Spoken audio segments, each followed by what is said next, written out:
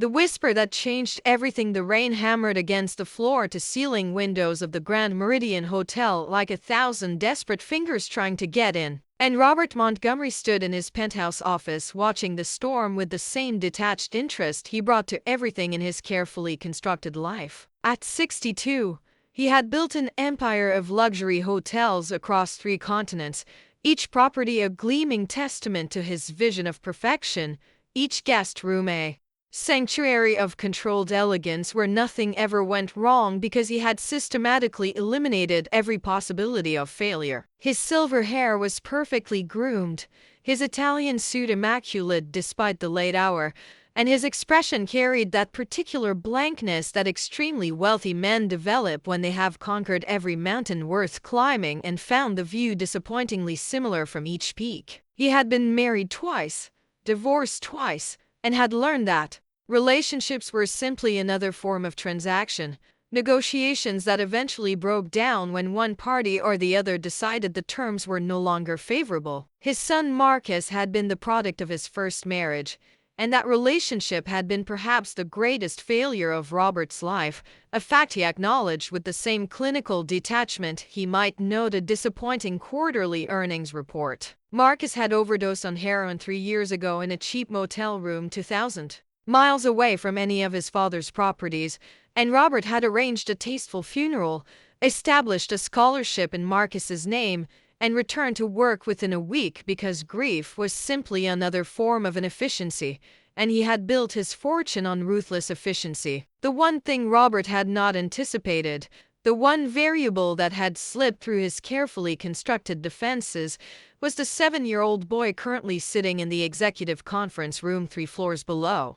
Surrounded by child services representatives and police officers and hotel security personnel, a small figure drowning in an oversized chair while adults decided his fate with the brisk professionalism of people conducting just another business transaction. Ethan Montgomery was Marcus's son, and until 3 days ago, Robert had not known his grandson existed. The revelation had come through a phone call from a social worker in Portland who had tracked down Robert's information through Marcus's old emergency contact forms, and the news had hit him like a physical blow, which was unusual because Robert prided himself on never being surprised by anything. Ethan's mother had been killed in a car accident, the social worker explained in that carefully neutral tone that professionals use when delivering terrible news, and the boy had been in foster care for 6 months while they searched for any living relatives. There were bruises, the social worker said, her voice dropping slightly, old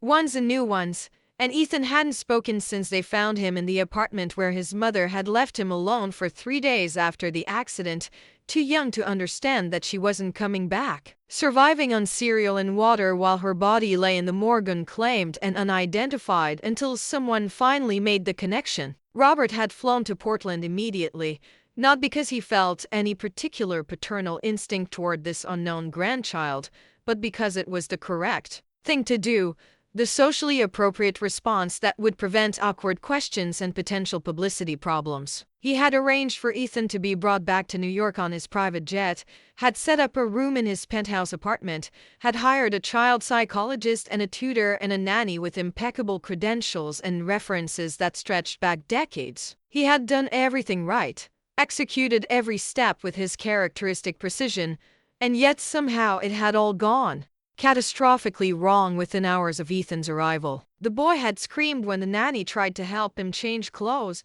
had kicked and bitten when the psychologist attempted to engage him in play therapy, had refused all food and water until he finally collapsed from exhaustion in a corner of his new bedroom, curled into a ball so tight that Robert wondered if the child was trying to disappear into himself entirely. The nanny had quit after the first day, citing concerns about the child's violent behavior, and the psychologist had gently suggested that perhaps Ethan needed a more structured therapeutic environment, which Robert understood was professional code for a psychiatric facility. So here Robert stood, watching the storm and calculating his options with the same analytical approach he brought to every problem, weighing the costs and benefits of various solutions like he was deciding between competing vendor bids. He could place Ethan in one of those expensive residential Treatment centers where troubled children went to be fixed by teams of specialists with advanced degrees and therapeutic protocols backed by peer-reviewed research. He could establish a trust fund,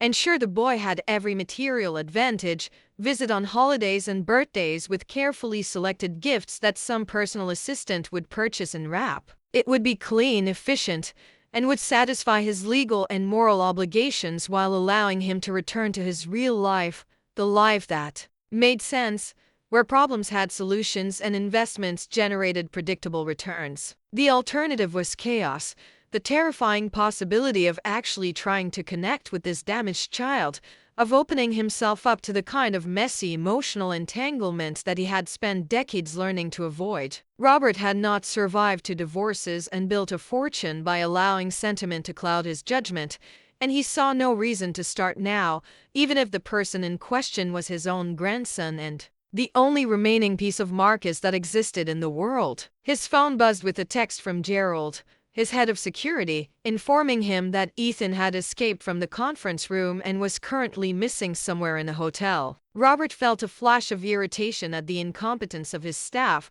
followed immediately by a cold spike of fear that surprised him with its intensity. The Grand Meridian had 47 floors, 3,000 rooms, multiple restaurants and conference facilities, a spa, a shopping arcade, and about a dozen different ways a small child could hurt himself if he was determined or unlucky enough. Robert was moving toward the door before he consciously decided to do so, his mind already running through search protocols and liability concerns, while some other part of him, a part he thought he had successfully buried with Marcus, whispered that this was his fault, that he had driven the boy away through sheer emotional incompetence, that he was about to lose the last connection to his son because he had never learned how to be anything other than a wealthy machine who measured success in dollars and square footage. He took his private elevator down to the lobby, his reflection in the polished brass doors showing a man who looked calm and controlled even as his heart hammered against his ribs with increasing urgency. The lobby was a cathedral of marble and crystal,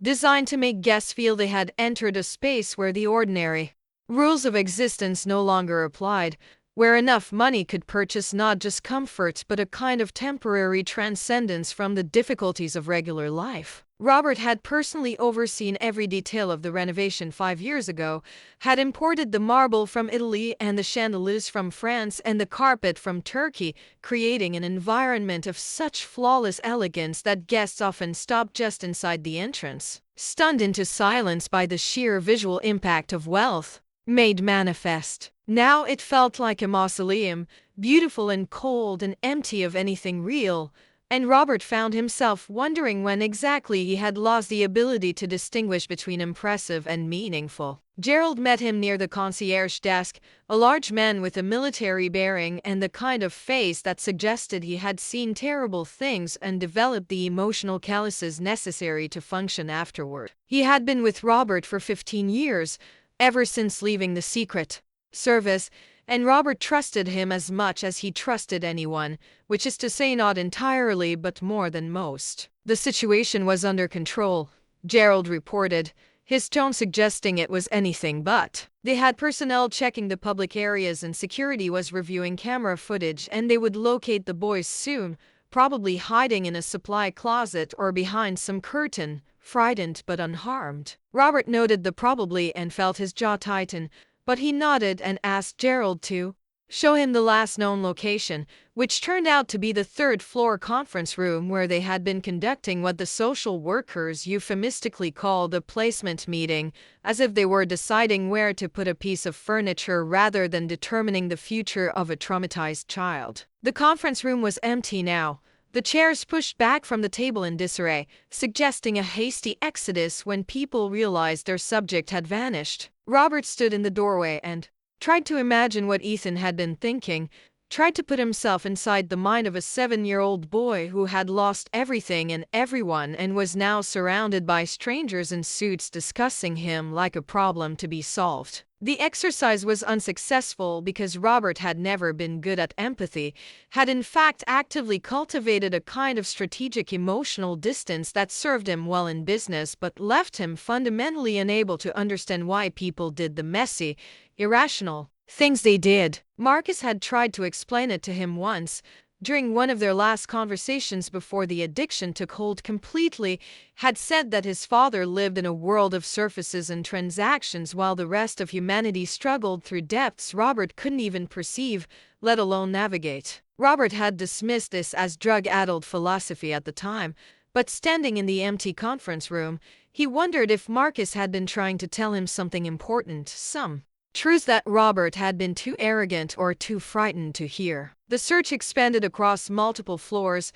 security personnel and housekeeping staff fanning out through the hotel in a coordinated grid pattern that Robert had designed years ago for exactly this kind of emergency, though he had been thinking about lost guests or potential threats rather than missing grandchildren. 40 minutes passed, then an hour, and Robert felt something cold and terrible taking root in his chest, feeling he dimly recognized as the panic he had experienced when the police called to inform him that Marcus was dead. He had failed his son through absence and indifference and the arrogant assumption that providing material support was equivalent to actual parenting, and now he was failing his grandson through the same combination of incompetence and emotional unavailability. The money hadn't saved Marcus and it wouldn't save Ethan, and Robert was beginning to realize that he had spent his entire life building a fortress of wealth and success that was completely useless when confronted with problems that couldn't be solved by writing a check or issuing a command. It was Gerald who finally found him, or rather, found where he was being found by someone else. The location was surprising. A small service corridor on the 18th floor that led to the industrial laundry facilities, a space that guests never saw and most staff avoided because the noise and heat made it unpleasant. Even during brief visits, Gerald's radio crackled with the message and Robert was moving before the words fully registered, taking the elevator up and then following the hallway deep into the building's hidden infrastructure, past the elegant facade that guests paid thousands of dollars to experience, into the raw machinery that made luxury possible. The temperature increased noticeably as they approached the laundry, and Robert could hear the roar of the commercial washers and dryers. Industrial equipment that processed thousands of pounds of linens daily in an endless cycle of cleaning that paralleled the hotel's promise of pristine renewal. The scene that Robert encountered when he finally reached the laundry service corridor would remain burned into his memory with the kind of clarity that only comes from moments when everything you thought you understood about the world suddenly shifts into a new configuration. Ethan was there, sitting on the floor with his back against the wall, his small body still curled into that defensive posture Robert had come to recognize, his face dirty with tears and whatever grime he had collected during his flight through the hotel. But he wasn't alone, and more startlingly, he wasn't screaming or fighting or demonstrating any of the violent resistance he had shown every other adult who had tried to approach him. Instead, he was leaning against a woman in a housekeeping uniform, his head resting on her shoulder while she spoke to him in a voice too quiet for Robert to hear over the machinery noise, one hand gently stroking his hair while the other held him with the kind of careful steadiness that suggested she had experience with frightened creatures who might bolt at any sudden movement. Robert recognized her immediately because he made a point of knowing everyone who worked in his flagship hotel, or at least knowing the files that Gerald maintained on all employees. Her name was Sarah Chen, 41 years old, hired 8 years ago as a housekeeping attendant and promoted 3 times since then to her current position as head housekeeper for the premium floors, the most demanding and prestigious housekeeping job in the entire property. Her file indicated exemplary performance reviews, 0 customer complaints, perfect attendance, and the kind of work ethic that Robert valued above almost every other quality. She had immigrated from China at age 18, put herself through hospitality management courses at community college while working full-time, and had politely declined 2 offers to move into management positions because she preferred direct service work to administrative duties. Robert had always found that choice slightly baffling because anyone with her intelligence and dedication should want to advance as far as possible up the organizational hierarchy, but he respected competence in whatever form it took and had approved her salary increases without question. What her file did not contain, because such information was not relevant to employment decisions, was any explanation for why she was currently sitting on a concrete floor in a service corridor, holding his grandson with the kind of natural tenderness that Robert associated with magazine advertisements but had rarely encountered in actual human interaction. Sarah looked up when she sensed his presence, and Robert saw something in her expression that he couldn't quite identify, some combination of compassion and sadness and a kind of knowing that made him feel suddenly exposed, as if she could see through all his expensive armor to the damaged, frightened person underneath. She didn't stand or release Ethan or show any of the deference that employees typically showed when the owner appeared unexpectedly, and Robert found this absence of performance strangely reassuring, as if they had moved beyond the normal roles and scripts into some more honest space where pretending was unnecessary. Ethan stirred slightly at the change in atmosphere and turned his head to look at Robert, and for the first time since arriving in New York, the boy's eyes seemed to focus on something outside his own internal hell. There was no recognition in that gaze, no acknowledgement of their biological connection, just a wary assessment that reminded Robert painfully of a stray dog evaluating whether an approaching human represented food or a threat. Robert had no idea what to do with that look, had no experience to draw on for this situation, and he felt himself freezing up the way he always did when confronted with emotional complexity that couldn't be reduced to a spreadsheet or strategic plan. He opened his mouth to say something, anything, but the words dried up before they reached his tongue, because what could he possibly say that would matter to this child who had been betrayed by every adult who was supposed to protect him, including the grandfather who hadn't bothered to know he existed. Sarah saved him, as she would save him many times in the weeks and months that followed, though Robert didn't know that yet. She spoke in that same quiet voice she had been using with Ethan, telling Robert that the boy was fine, that he had just needed some space and time to settle, that she had found him hiding behind a laundry cart and had simply sat down next to him without trying to force anything. The noise from the machines was soothing, she explained, because it was loud enough to drown out thoughts, but rhythmic enough to feel safe, a kind of white noise that helped when your mind was too full of bad things. Robert listened to this explanation and realized she was speaking from experience, that this wasn't abstract psychological theory but hard-won knowledge earned through suffering he could only guess at. He found himself crouching down slowly, keeping his movements careful and non-threatening, until he was at eye level with Ethan and Sarah, and the three of them formed a small triangle in that concrete corridor while the machinery roared around them and the hotel continued its operations above,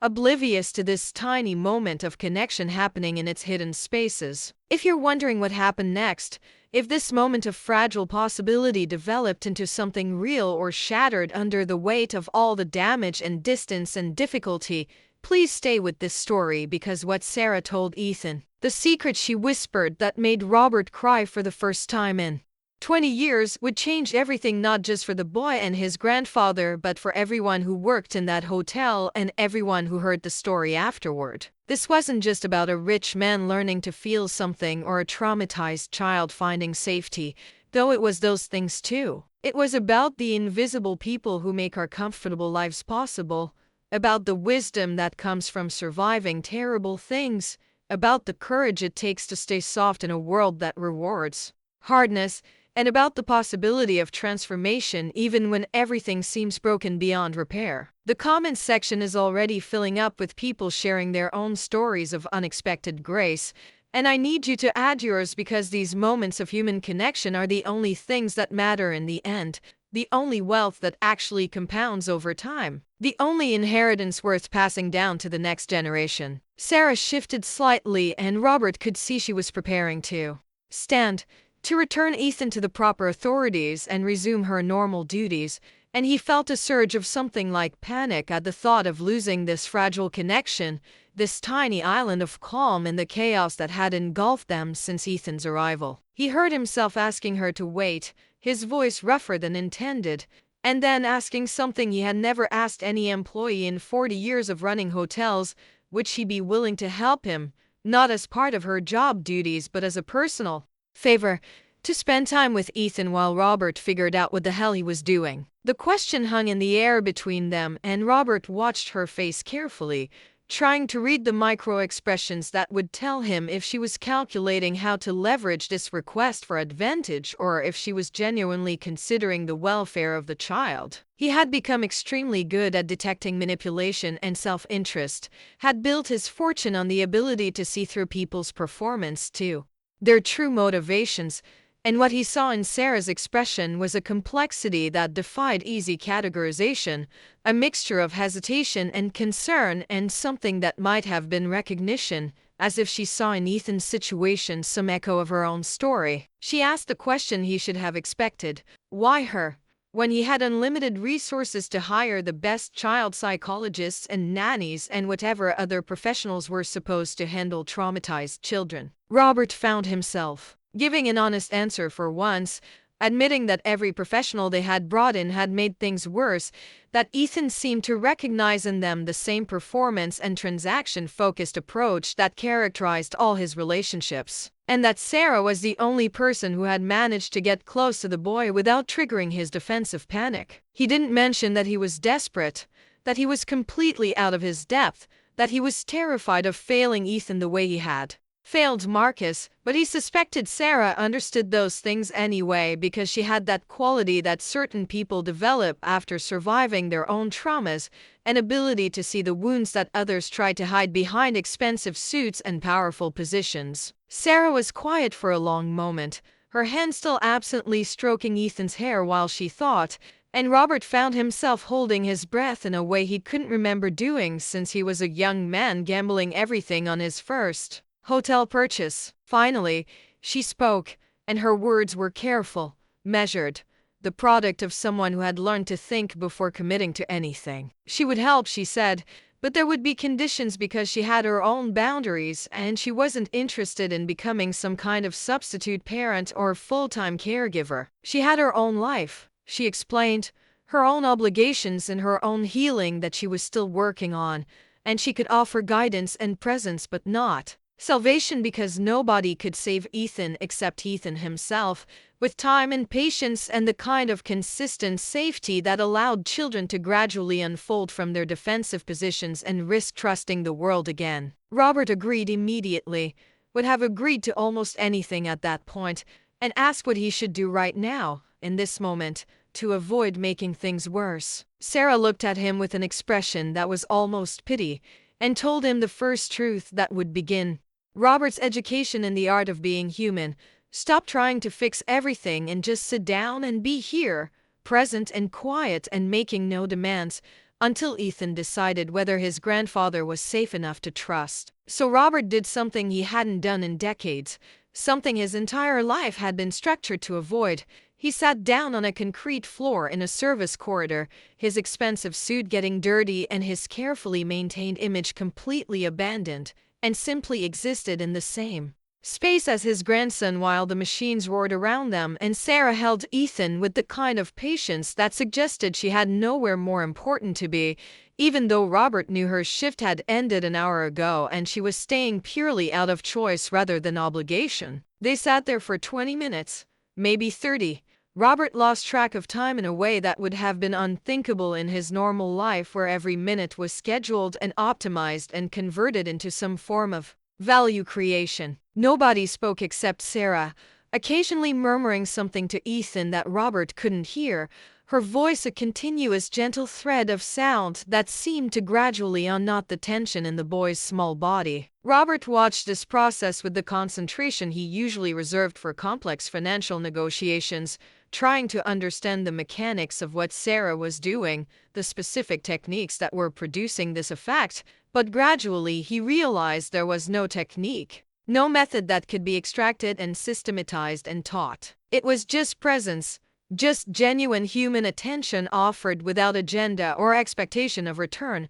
and Robert felt something shift in his chest as he understood how utterly foreign this kind of interaction was to everything he knew about human relationships. Gerald appeared at the end of the corridor eventually, drawn by some combination of concern and professional duty, but Robert waved him away with a small gesture that said, everything was under control, or at least as under control as it was going to get. He could see the confusion in Gerald's face, the cognitive dissonance of seeing his employer sitting on the floor like some kind of meditation practitioner or homeless person, but Gerald was too well trained to comment and simply withdrew to a respectful distance where he could maintain security without intruding. Robert appreciated that discretion, even as he recognized that this scene would generate conversations among the staff, speculation about what was happening to the notoriously cold and distant owner, and he found that he didn't care about managing that narrative the way he normally would have, which was perhaps the most radical shift of all. Eventually Ethan spoke, his first words since arriving in New York, his voice so quiet that Robert almost missed it over the machinery noise. "Is she going to leave too?" The question was directed at no one in particular, but Sarah answered it, telling Ethan that she had to go home eventually, but that she would come back tomorrow if he wanted, that she wasn't disappearing forever just because she wasn't in the same room. Robert felt the weight of that question, understood that it contained Ethan's entire experience of adults who promised things and then vanished, leaving him alone with the consequences of trusting them. He wanted to make promises, to guarantee that things would be different now, that Ethan was safe and would never be abandoned again, but Sarah caught his eye and gave a tiny shake of her head, warning him against making commitments he might not be able to keep, and he swallowed the words before they could escape. Instead, he simply said, "I'm here," which was inadequate and obvious, but apparently what Ethan needed to hear because the boy turned his head slightly to look at Robert directly for the first time, really look at him rather than through him, and Robert felt the full weight of that gaze, the assessment happening behind those dark eyes that were so much like Marcus's eyes that Robert felt his breath catch in his throat. He had no idea if he passed whatever test Ethan was conducting, had no framework for understanding what the boy was looking for in his face, but he held still and let himself be seen in a way he normally never permitted. And when Ethan finally looked away, Robert felt both relief and a strange sense of loss, as if something important had happened that he didn't fully understand. Sarah began the process of extracting herself carefully, explaining to Ethan that she needed to go home and take care of her cat and get some sleep, but that she would be back in the morning and maybe they could have breakfast together if he wanted. She gave Robert her phone number, an exchange that felt oddly intimate despite its practical purpose, and told him to text her if there were any problems during the night. Then she was standing, helping Ethan to his feet with gentle pressure rather than pulling, and the boy seemed to unfold himself from his defensive curl with visible reluctance, as if returning to his full height made him more vulnerable somehow. Robert stood as well, his knees protesting slightly from the extended period on concrete, and found himself reaching out to take Ethan's hand, an instinctive gesture that surprised him as much as anyone. Ethan didn't pull away, which felt like a victory even though Robert knew it probably had more to do with exhaustion than trust. The boy's hand was small and warm in his, and Robert was struck by how fragile it felt, how easily it could be crushed by someone who didn't know their own strength or didn't care about the damage they caused. They walked back through the hotel together, Robert and Ethan and Gerald at a discreet distance, taking the service elevator up to the penthouse because Robert didn't want to parade his grandson through the lobby where guests and staff would stare and speculate. The elevator ride was silent except for the mechanical hum of the machinery, and Robert found himself hyper-aware of Ethan's presence beside him, this small person who carried Robert's DNA and Marcus's eyes and a burden of trauma that Robert could barely comprehend. The penthouse felt different when they entered it, less like a showcase of wealth and more like a stage set where Robert performed the role of successful businessman for an audience that no longer seemed to matter. Ethan's room was down a hallway that suddenly seemed too long, decorated with furniture that cost more than most people earned in a year, but which had failed completely to provide any comfort to the boy who was supposed to sleep there. Robert had hired an interior designer, of course, someone with credentials and awards and a portfolio of children's rooms that looked like something from a magazine, but standing in the doorway with Ethan, he could see it was all wrong, too perfect and impersonal, a room designed for an imaginary child rather than this specific damaged boy who needed something Robert didn't know how to provide. Ethan stood in the middle of the room looking lost, and Robert felt that familiar panic rising again, the sense that he was supposed to do something but had no idea what. He found himself asking Ethan what he needed, a question that seemed hopelessly inadequate but was the only thing he could think to say. Ethan was quiet for so long that Robert thought he wasn't going to answer, but finally the boy said he was hungry, and Robert realized with a spike of guilt that no one had thought to feed him during all the chaos and searching. He texted his personal chef immediately, then canceled it and instead asked Ethan what he wanted to eat, expecting some answer he could order from room service or have prepared by the kitchen staff. Instead, Ethan said he wanted peanut butter and jelly, which was probably the simplest request Robert had received in decades and also one he had no idea how to fulfill because his kitchen was stocked with expensive ingredients and gourmet preparations but almost certainly lacked something as pedestrian as peanut butter. The solution turned out to be Gerald,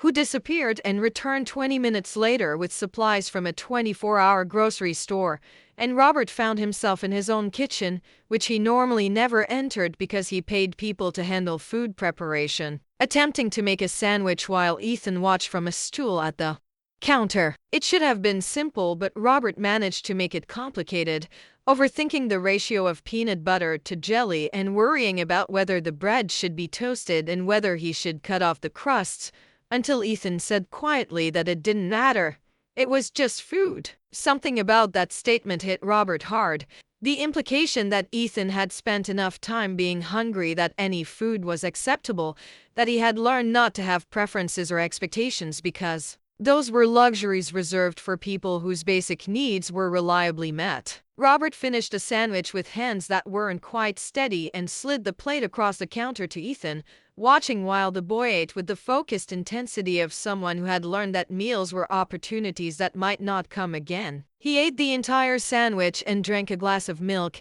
and Robert found himself experiencing a satisfaction completely disproportionate to the accomplishment of feeding a child, as if he had achieved something actually meaningful rather than executing a basic parental responsibility. When Ethan was finished, Robert suggested sleep and helped the boy change into pajamas that were too new and too expensive. Everything in this apartment too new and too expensive. Nothing worn or comfortable or imbued with the kind of history that makes possessions feel like they belong to you rather than you to them. Getting Ethan to bed turned into a negotiation because the boy didn't want to sleep alone in that perfect, sterile room, and Robert found himself making an offer he would have considered insane just hours earlier. Ethan could sleep in Robert's room, in the massive king bed that Robert normally occupied alone except for the occasional woman who he allowed temporary access to before sending her home in the morning. Ethan accepted this offer with visible relief, and Robert found himself lying in his own bed with his grandson curled up on the far side, the distance between them feeling both vast and intimate, and he stared at the ceiling wondering what the hell he was doing and how he was going to navigate the impossible task of keeping this damaged child safe when he had failed so catastrophically with Marcus. Sleep was elusive but eventually came, and when Robert woke in the early morning light, he found that Ethan had migrated closer during the night, was now pressed against Robert's side with one small hand fisted in Robert's shirt as if anchoring himself against some nightmare current trying to pull him away. Robert lay very still, afraid to move and disturb whatever trust had allowed this contact, and he found himself thinking about Marcus, about all the ways he had failed his son by prioritizing work over presence, achievement over connection, by believing that providing money was the same as providing love. He had thought, in his arrogance, that Marcus's addiction was a choice, a weakness that could be overcome through willpower and proper motivation, and he had been shocked and confused when his son died because Robert had offered to pay for the best treatment, had promised support if Marcus just tried harder, never understanding that addiction was Marcus's way of treating a different wound. The emptiness that came from growing up with a father who was physically present but emotionally absent, who measured worth in accomplishments rather than simply in being. The sun rose higher and the city began its daily transformation from sleeping to waking, And Robert continued to lie still while his grandson slept against him, and he understood with sudden terrible clarity that he had been given an undeserved second chance, an opportunity to do for Ethan what he had failed to do for Marcus, and that he would almost certainly fail again because he had no idea how to be the kind of person who could meet a child's emotional needs. But lying there with Ethan's warmth against his side and his small hand clutching Robert's shirt, he felt something he hadn't felt in years, maybe decades, a sense that something mattered more than his hotels or his wealth or his carefully constructed image. That this fragile connection with his grandson was worth protecting even if it meant dismantling the fortress of control he had built around his life. Make sure you're subscribed because the next part of this story is going to show you exactly what Sarah told Ethan, the words that unlocked something in both the boy and his grandfather. And I promise you it's not what you're expecting. Drop a like if you're feeling this story, and comment about whether you think Robert can actually change or if some people are too damaged by their own choices to learn how to love. The algorithm is watching, and I need to know you're with me on this journey because what happens next is going to challenge everything you think you know about redemption and second chances and the possibility of transformation even in the darkest circumstances. Robert's phone started buzzing around 7, which was actually late by his normal standards since he typically began work at 5,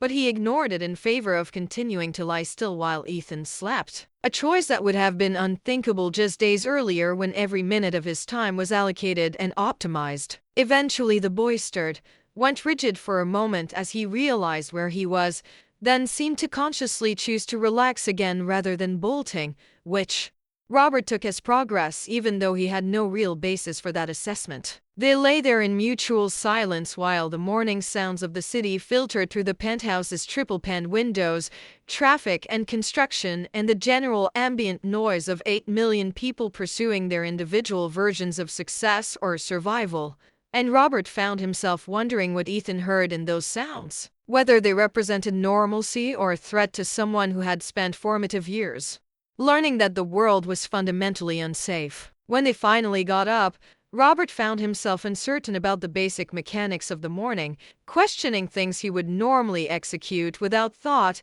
Should he shower first or let Ethan use the bathroom first? What did children eat for breakfast? How much supervision did a 7-year-old need? Was he supposed to make conversation or allow silence? He settled for offering Ethan first access to the bathroom and then making coffee for himself while he waited, checking his phone and finding 17 missed calls and 43 text messages. Most of them urgent matters that couldn't wait, except they were going to have to wait because Robert was discovering that having another person dependent on him created obligations that superseded even the most important business concerns. Sarah arrived at 8 as promised, and Robert felt a relief that was embarrassing in its intensity, as if she was bringing some essential supply that he desperately needed rather than simply being a housekeeping manager who had agreed to help with his grandson. She had changed out of her uniform into casual clothes, jeans and a simple sweater that made her look younger than her 41 years. And she carried a bag that turned out to contain art supplies and children's books and other items that Robert would never have thought to purchase because his approach to providing for children involved hiring experts rather than personally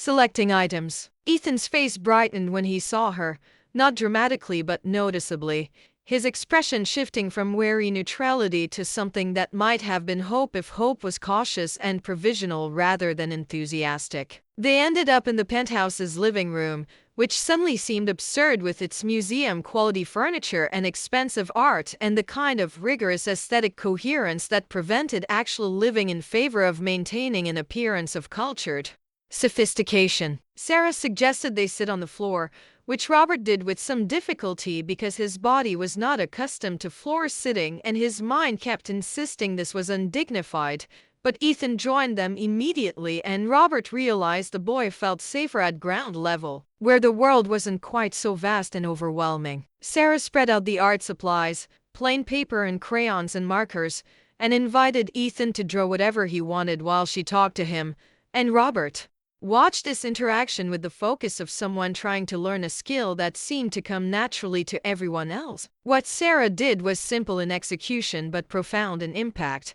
She just talked to Ethan, asking questions that didn't require answers, sharing little pieces of her own story without demanding reciprocal disclosure, creating a space where communication could happen if and when the boy felt ready, but where silence was also acceptable. She told him about her cat, a rescue named Mao, who had been feral and traumatized when she found him, but had gradually learned to trust over the course of years rather than days or weeks. She talked about working in the hotel, about the guests she met and the small dramas that played out in the supposedly perfect environment that Robert had created, about finding meaning in work that other people considered menial because every job was meaningful if you brought presence and care to its execution. Ethan listened while drawing, his hand moving across the paper in patterns that Robert couldn't interpret but which seemed to have some internal logic, and gradually the boy began to respond, not with words at first, but with small gestures, nodding or shaking his head in response to Sarah's questions, occasionally holding up his drawing to show her something he had created. Robert watched this interaction and felt like he was witnessing some kind of magic, except he knew it wasn't magic. It was just skill and patience and the kind of emotional intelligence that he had never developed because his life had rewarded different qualities, the ability to spot market opportunities and manage complex organizations and negotiate deals where both parties believed they had won when actually Robert had structured things to ensure his advantage. In our past, maybe more, and Sarah suggested they have breakfast together, asking Ethan what he wanted rather than telling him what was available. The boy said pancakes, and Sarah looked at Robert with an expression that was both amused and challenging, as if she knew perfectly well that he had probably never made pancakes in his life and was curious whether he would admit this or try to fake competence. Robert chose honesty,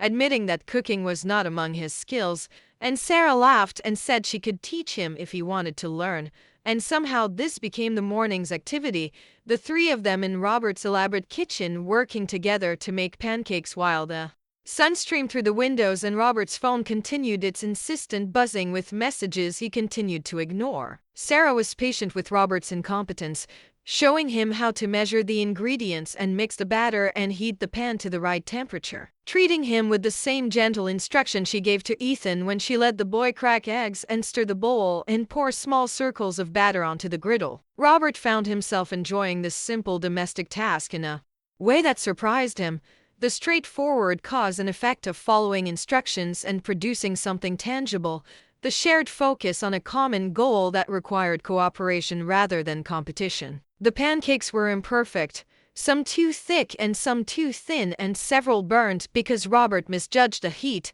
but Ethan ate them with apparent satisfaction and Sarah praised their first attempt at family cooking with an enthusiasm that seemed genuine rather than patronizing. Over breakfast, while they ate the imperfect pancakes with butter and syrup, Sarah asked Ethan if he wanted to talk about what he was feeling, and the boy shook his head decisively, and Sarah nodded and said that was okay. That talking was optional, but listening was always available if he changed his mind. Robert admired this approach, the way she created space for emotional expression without demanding it, respecting Ethan's boundaries while making clear that support was accessible if needed. It was so different from how Robert had handled Marcus's struggles, the way he had pushed his son to explain himself and justify his choices and essentially prosecute himself for the crime of not meeting his father's expectations, never understanding that what Marcus needed was acceptance rather than analysis, presence rather than solutions. After breakfast, Sarah suggested they go for a walk,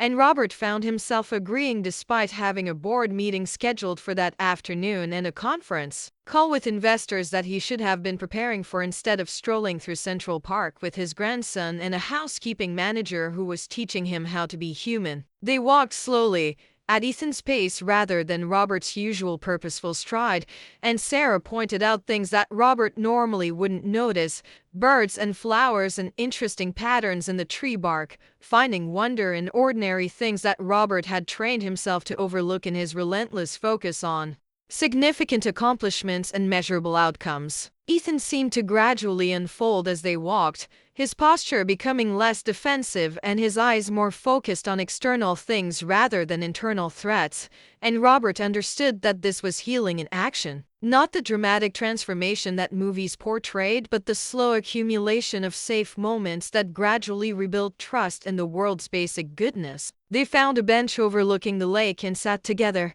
Sarah in the middle with Ethan on one side and Robert on the other, and Sarah began telling a story. Not a children's fable, but something from her own life, and Robert listened with increasing attention as he realized she was offering them both a gift. The currency of her own pain transformed into something that might help them carry theirs. She told them about leaving China at 18, fleeing from a family situation she described only as impossible, arriving in New York with $300 in a English vocabulary that consisted mainly of hotel and restaurant terms learned from a phrase book. She talked about the years of struggle, working multiple jobs and sleeping in shared rooms with 5 other women and saving every possible dollar while slowly building the skills and connections that would eventually lead to her position at the Grand Meridian. But the core of her story was about her daughter, a revelation that hit Robert like a physical blow because her personnel file had contained no mention of children,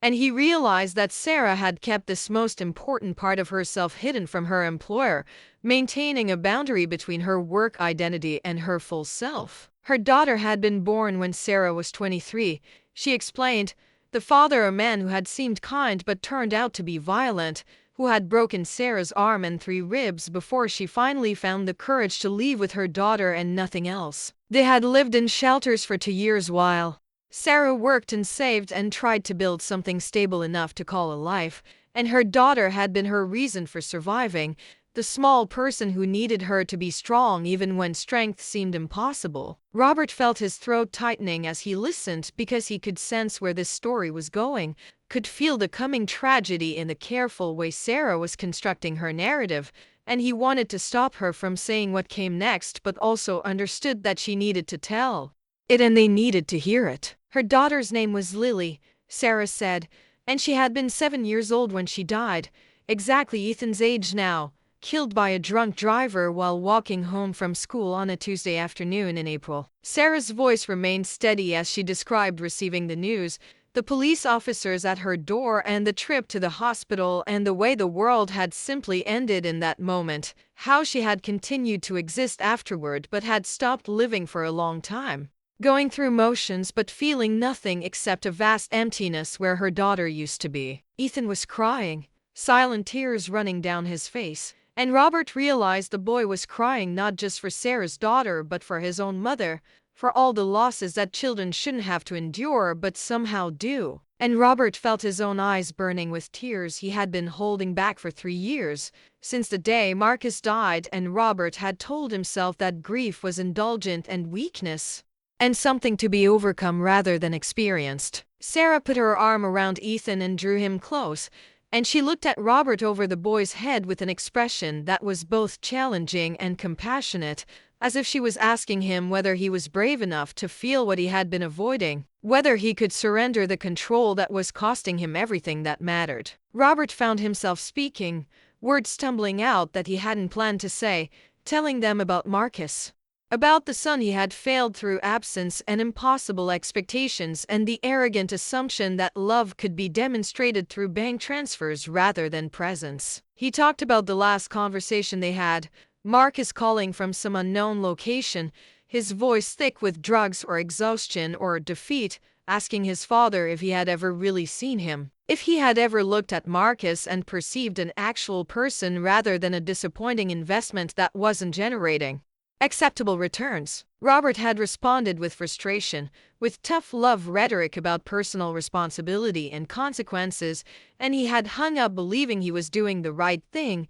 teaching Marcus that actions had results and that his father wouldn't enable destructive behavior. 3 days later, Marcus was dead, and Robert had spent the past 3 years telling himself it wasn't his fault while knowing absolutely that it was, that his son had reached out one final time and Robert had responded with exactly the kind of cold judgment that had driven Marcus to drugs in the first place. The story hung in the air between them, raw and ugly and completely at odds with the beautiful spring morning and the families playing nearby and the general atmosphere of normalcy that surrounded their small island of grief. Robert felt exposed in a way he had never permitted, had revealed weakness to an employee, and a child who was essentially a stranger had violated every rule he had lived by. About maintaining appropriate boundaries and professional distance and the kind of controlled image that protected powerful men from vulnerability. And yet, instead of feeling diminished, he felt somehow lighter, as if the admission of failure had released pressure he didn't know he had been carrying, as if truth might actually be a form of strength rather than weakness like he had always believed. Sarah reached across Ethan and took Robert's hand, a simple gesture that felt revolutionary in its directness, and she said the thing that Robert needed to hear but had never expected anyone to say, that Marcus's death wasn't Robert's fault, but that his failures as a father were real and needed to be acknowledged if he was going to be different with Ethan. That the past couldn't be changed, but the future was still unwritten. That transformation was possible, but only if he was willing to endure the discomfort of actually changing rather than just rearranging his defenses into new configurations. She told him that Ethan needed him to be present and honest and willing to fail repeatedly in the messy work of relationship, that the boy didn't need a perfect grandfather but a real one. Someone who would show up consistently even when it was hard and uncomfortable and exposed all of Robert's inadequacies. Then Sarah turned to Ethan and said something that Robert would remember for the rest of his life, words that seemed simple on the surface but contained depths that would take him years to fully understand. She told Ethan that his mother had loved him, that whatever mistakes she had made and whatever pain she had been carrying, her love for him had been real and constant and the truest thing about her life. She said that people who hurt their children almost always do it because they're drowning in their own pain, not because the children are unlovable or unworthy, and that understanding this didn't make the hurt less real but might make it easier to carry. Because it meant the problem wasn't something wrong with Ethan but something wrong with adults who should have been stronger and healthier but weren't. And then she leaned close to Ethan and whispered something that Robert couldn't hear, something meant only for the boy, and Robert watched as Ethan's face crumpled and he began to sob, not the silent tears from before but deep wrenching sobs that shook his small body. And Sarah held him while he cried, and Robert found himself crying too, tears streaming down his face in public where anyone could see, and he didn't care any more about image or dignity or any of the things that had seemed so important before this moment. They sat on that bench while Ethan cried and Sarah held him, and Robert wept for his son and his grandson and the years he had wasted pursuing the wrong things, and people walking by looked at them with curiosity or concern or carefully averted eyes. And Robert understood that they were experiencing something profoundly human, the kind of raw emotion that made people uncomfortable because it reminded them of their own unprocessed grief. Eventually, the crying subsided into hiccups and shaky breaths, and Sarah produced tissues from somewhere and helped Ethan clean his face, and the boy looked at Robert with eyes that were red and swollen but somehow clearer than before, as if the tears had washed away some obstruction that had been blocking his vision. Robert wanted to ask what Sarah had whispered, wanted to know the magic words that had unlocked this catharsis,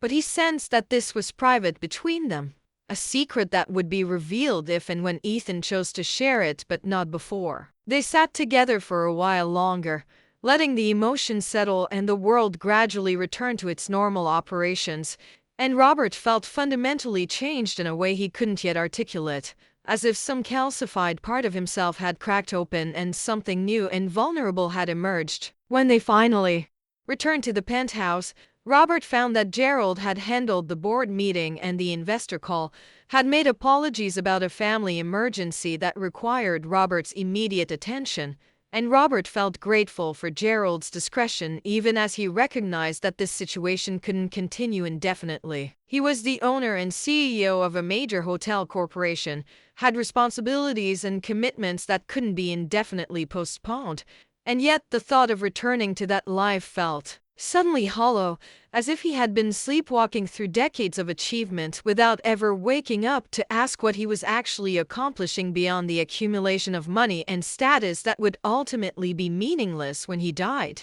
Sarah stayed for lunch, teaching them how to make grilled cheese sandwiches this time, and Robert found himself laughing at his own incompetence when he burned the first attempt, actually laughing in a way he hadn't done in years, genuine amusement rather than the polite social laughter he deployed in business situations. Ethan smiled at Robert's mistake, a small tentative smile but real, and Sarah declared the burn sandwich a learning experience and helped Robert try again, and the second attempt was successful enough to eat. They ate together at the kitchen counter, an improvised meal that cost almost nothing but felt more valuable than any of the expensive restaurant dinners Robert normally consumed, and he understood that he was experiencing something he had read about but never really believed, the truth that money could buy comfort and luxury but not the things that actually made life worth living. After lunch, Ethan asked if Sarah could stay, and Robert found himself hoping she would say yes, even though he knew it was her day off and she had already given them far more time than anyone could reasonably expect. Sarah explained gently that she needed to go take care of her cat and do some errands,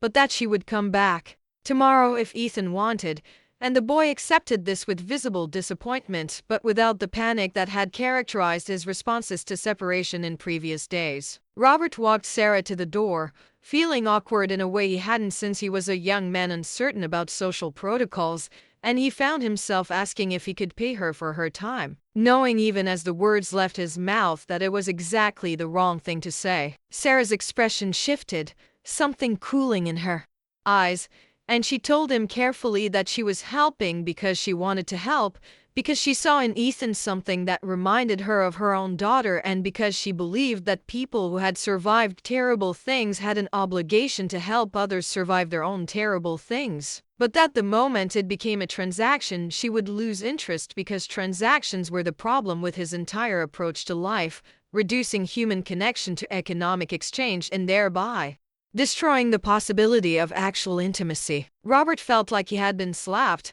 and he realized she was right, that his immediate instinct to monetize her kindness was exactly the kind of thinking that had ruined his relationship with Marcus and was threatening to ruin his relationship with Ethan before it even began. He apologized, stumbling over words because apologizing was not something he had much practice doing, and Sarah's expression softened slightly as she told him that learning to receive help without trying to control or compensate for it was going to be one of his hardest lessons. She suggested he spend the afternoon just being with Ethan, not entertaining him or trying to make anything happen, just coexisting in the same space and allowing the boy to gradually adjust to his presence. Then she was gone, and Robert was alone with his grandson, and the apartment suddenly felt very large and very quiet. Ethan retreated to the living room and curled up on the couch with one of the books Sarah had brought, and Robert found himself uncertain whether to join him or give him space, paralyzed by the awareness that he had no instincts for this kind of situation. He settled for sitting in a nearby chair with his laptop, telling himself he would catch up on email while staying available if Ethan needed anything, but he found himself unable to focus on the messages that normally consumed his attention. Instead, he watched Ethan, studying the boy's profile as he looked at the picture book, and he tried to find Marcus in the child's features, tried to connect this small damaged person to the son he had lost, and he felt a grief that was complicated by guilt and regret and a desperate hope that maybe, possibly, if he could just figure out how to do this right, he might salvage something meaningful from the wreckage of his failures. The afternoon stretched into evening, and Robert ordered dinner from the hotel's kitchen, comfort food that Ethan picked at without enthusiasm, and they ate in silence that felt heavy with all the things neither of them knew how to say. Robert tried to make conversation, asking about the book Ethan had been reading and what kinds of things he liked to do, but the boy's answers were monosyllabic, and Robert felt like he was conducting an interview rather than having a conversation, falling back into patterns that served him well in business but were completely inappropriate for connecting with a traumatized child. Eventually, he gave up and suggested they watch a movie, and Ethan agreed with the kind of passive acceptance that suggested he didn't particularly care what they did. And they ended up on the couch together watching an animated film that Robert barely processed because he was too aware of Ethan's presence beside him and too anxious about whether he was doing this right. Partway through the movie, Ethan shifted position and leaned against Robert's side, a movement so casual that Robert almost missed its significance, and he felt his entire body go rigid with the fear of disrupting this fragile connection before consciously forcing himself to relax and accept the contact. He carefully put his arm around Ethan's shoulders, half expecting the boy to pull away, but Ethan settled against him more firmly, and Robert felt a rush of emotion so intense it was almost painful. A combination of love and terror and protective instinct that he dimly recognized as what parents must feel for their children. He had never felt this way about Marcus, or if he had successfully suppressed it beneath layers of expectation and judgment and the belief that emotional distance was necessary for proper parenting. And he understood now what a catastrophic mistake that had been. How his fear of vulnerability had prevented him from giving his son the thing that might have saved him. When the movie ended, they went through the bedtime routine that was becoming familiar, Ethan changing into pajamas and brushing his teeth and climbing into Robert's bed because his own room still felt too foreign and threatening. Robert lay beside him in the darkness, listening to the boy's breathing gradually slow and even out as he fell asleep, and Robert found himself whispering things he had never said to Marcus, telling his sleeping grandson that he was safe now, that Robert would protect him, that nothing bad would happen while Robert was there, promises that felt both necessary and terrifying because Robert had no idea if he could actually keep them. Sleep came eventually but was interrupted by Ethan crying out in the darkness, words Robert couldn't understand but which clearly came from nightmare places where adults had failed and safety was an illusion. Robert turned on the bedside light and gathered Ethan into his arms, holding him while he struggled between sleep and waking, and Robert found himself doing what Sarah had done, just talking in a quiet, continuous stream of reassurance, telling Ethan over and over that he was here, that it was just a dream, that the bad things were in the past and couldn't hurt him anymore. The nightmare eventually released its grip and Ethan woke fully, disoriented and frightened, and Robert held him until the fear subsided and the boy's breathing returned to normal, and they lay together in the soft light while Robert continued his quiet reassurances until Ethan drifted back to sleep. This pattern repeated twice more during the night, and by morning Robert was exhausted in a way that had nothing to do with physical exertion and everything to do with emotional intensity sustained over hours. But when Ethan woke in the early light and looked at Robert with something that might have been trust,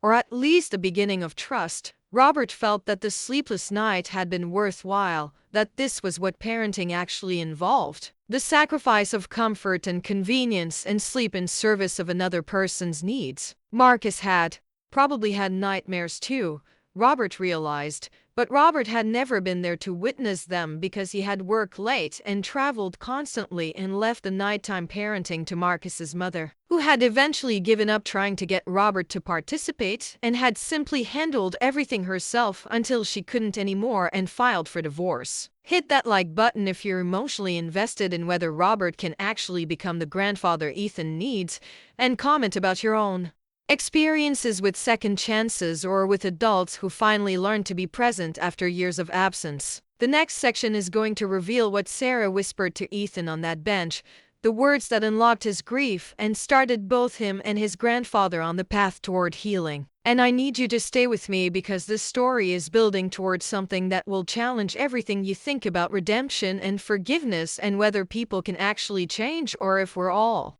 just doomed to repeat our parents' mistakes with different details. The days developed a rhythm, though rhythm might be too organized a word for what was actually a series of improvisations and small disasters and occasional moments of grace that suggested they might eventually figure out how to exist together without causing each other additional trauma. Sarah came every morning, arriving around 8 with supplies or activities or sometimes just her presence, and her arrival became the highlight of Ethan's day and, if Robert was being honest with himself, the highlight of his day too. She taught them practical things, how to prepare simple meals and how to play card games and how to have conversations that weren't interrogations, but more importantly she modeled the kind of patient presence that Robert was trying to learn, demonstrating through her actions what it meant to be with someone without needing to fix or change or improve them. Robert's executives were beginning to panic about his absence from the office, sending increasingly urgent messages about decisions that required his input and situations that needed his attention, and Robert found himself in the strange position of realizing that his supposedly indispensable leadership might not be quite as critical as he had believed. The hotels continued operating, guests checked in and out, revenue continued flowing into accounts, and the elaborate machine he had built apparently functioned reasonably well. Without his constant supervision, this revelation was both liberating and slightly humiliating, as if his entire identity as a necessary genius who held everything together was being exposed as a comfortable fiction he had told himself to justify his workaholism. He started taking calls in the afternoon while Ethan napped, handling the most urgent business in compressed sessions that felt rushed and inadequate compared to his previous approach of total immersion, but which turned out to produce more or less the same results. He delegated more, trusting his executives to make decisions he would have previously insisted on making himself, and he discovered that they were generally competent and that his micromanagement had probably been hindering rather than helping their performance. It was a humbling education in the difference between being important and being necessary, and Robert found himself questioning everything he had believed about his own significance and the meaning of his life's work. 2 weeks into this new existence, Sarah suggested they take Ethan to a child psychologist, not to fix him but to provide additional support as he processed his trauma. Robert agreed immediately, grateful for guidance from someone who seemed to understand these things better than he did, and they found a therapist named Dr. Patricia Morrison who specialized in childhood trauma and who, crucially, came recommended by Sarah rather than selected from Robert's usual method of hiring whoever had the most impressive credentials and highest FEs. Dr. Morrison turned out to be a woman in her 50s with a gentle manner and an office that felt more like a cozy living room than a medical facility. And she spent the first session mostly talking with Robert and Sarah about Ethan's history while the boy played quietly with toys in the corner, occasionally glancing over to ensure the adults weren't discussing anything too alarming. Dr. Morrison explained what Robert had already begun to suspect, that Ethan's trauma was deep and complex, involving not just his mother's death but years of instability and probably abuse before that his progress would be measured in months and years rather than days or weeks, that there would be setbacks and difficult periods and moments when it seemed like nothing was working. She talked about attachment theory and developmental trauma and the neurological impact of chronic stress on developing brains, and Robert listened with the kind of focus he usually reserved for market analysis, trying to understand the mechanics of what was broken inside his grandson and what it might take to help him heal. But Dr. Morrison also emphasized something that Robert found both reassuring and challenging, that the most important factor in Ethan's recovery wasn't therapy or medication or any particular intervention, but the presence of consistent, loving adults who could help him develop a sense of safety and trust that would gradually allow him to risk engaging with the world again. After that first session, as they walked back to the car with Ethan between them holding both their hands, Robert felt the weight of responsibility settling more heavily on his shoulders because he understood that he was being asked to provide something he wasn't sure he possessed. Some capacity for sustained emotional availability that his entire life had been structured to avoid. But looking down at Ethan, seeing the small hand gripping his with casual trust that would have been unimaginable 2 weeks ago, Robert felt something shift in his priorities, some reordering of what mattered that placed his child's well-being above his business empire and his reputation and all the other things he had spent decades pursuing. That evening, after Ethan was asleep, Robert found himself calling Sarah, ostensibly to discuss the therapy session, but really just wanting to talk to someone who seemed to understand what he was going through. She answered after several rings, sounding slightly out of breath as if she had been in the middle of something, and Robert felt a moment of awkwardness about intruding on her personal time before she put him at ease with her natural warmth. They talked for over an hour, Robert asking questions about how to handle Ethan's nightmares and food refusals and sudden anxious episodes, and Sarah answering with the kind of practical wisdom that came from experience rather than textbooks, sharing what had worked with her own daughter and what she had learned from her own journey through grief. Toward the end of the conversation, Robert found himself asking the question he had been holding back. What had she whispered to Ethan on the bench in Central Park? What were the words that had unlocked his grief and started this process of healing? Sarah was quiet for a long moment, and Robert thought she might refuse to answer. But finally she told him, her voice soft with the kind of vulnerability that comes from sharing something precious. She had told Ethan that it was okay to be sad, that sadness wasn't something to fix or hide, but something to feel and express and gradually carry with less pain. That his mother was gone, but his love for her would always be part of him, and that was beautiful rather than tragic. That being loved by someone who then dies doesn't mean you're cursed or that love is dangerous, but that you were lucky to have that love for whatever time you had it, even if the time was too short and the ending was terrible. And then, Sarah said, she had told Ethan the secret that her own therapist had shared with her in the darkest period after Lily's death, the truth that had eventually allowed Sarah to start living again instead of just surviving, that the people we lose don't want us to stop living, that they would want us to find joy and connection and meaning even in their absence, that the best way to honor someone who died is not to join them in death, but to live as fully as possible and to love other people with the same intensity we love them, passing on the gift of love they gave us rather than burying it with them. She had told Ethan that his mother would want him to be happy, to laugh and play and eventually trust other people enough to love them, that his grandfather was flawed and scared and didn't know what he was doing but was trying, and that trying was sometimes enough, that we don't have to be perfect to be worthy of love, we just have to be honest and present and willing to keep showing up even when it's hard. Robert felt tears running down his face as Sarah spoke, and he didn't try to hide them or apologize for them because Sarah had taught him that tears were not weakness but honesty, the body's way of releasing emotions too large to be contained. He thanked her, his voice rough with feeling, and she told him something that would sustain him through the difficult months ahead, that she believed in him, that she saw his genuine effort to change and knew how hard transformation was, especially for someone who had spent decades building armor against vulnerability, and that she would continue helping as long as she could because she believed Ethan deserved an adult who would fight for him the way no one had fought for Marcus, and because helping Robert learn to be present for his grandson was healing something in Sarah too, allowing her to give to another child what she could no longer give to Lily. They said good night, and Robert sat in the darkness of his study, looking out at the city lights and thinking about second chances and redemption and whether people could actually change their fundamental nature or if we're all locked into patterns established in childhood and repeated endlessly until death releases us. He thought about Marcus,